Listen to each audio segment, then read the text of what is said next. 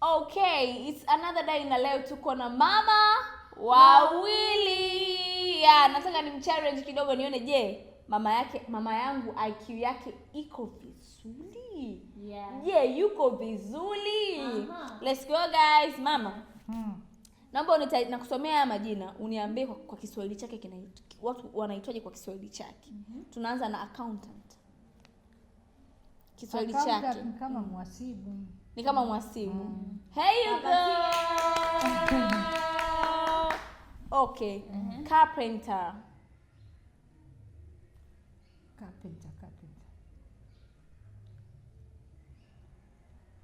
Carpenter kafundi seremala. Wewe.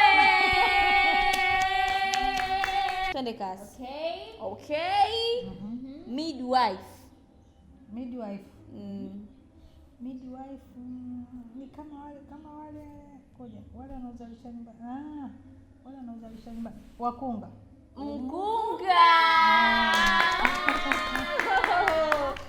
Okay. Sasa hii.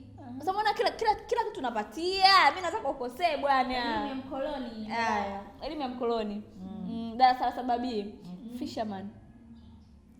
Fisherman kama nahodha. Fisherman. Kama nahodha wa baharini. Fisherman. Fisherman ni mvuvi. Fisherman ni mvuvi. Ila ulikuwa unakuja humo. Yes, alafu nahodha ni ship captain. Captain.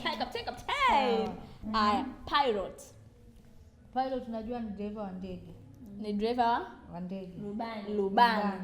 Okay. Spy ni nani? Spy ni mpelelezi. Ushoga. Haya, twende kazi. Auditor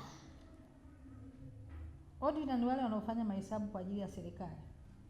Auditor wanafanya mahesabu kwa ajili ya serikali? Wanaenda kufanya mahesabu kwenye makampuni ya serikali, kufanya mahesabu wanaenda kufanya mahesabu, wanaitwa ma-auditor. Auditor sio mkaguzi. Ndio, si mkaguzi wa mahesabu. Kwa jinsi mama alivyo translate ni tofauti na maana yake, yaani iko sawa, lakini kwa jina kama jina inatamkwa ni mkaguzi.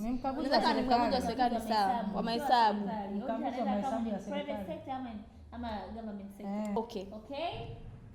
Actress, mwigizaji wa kike.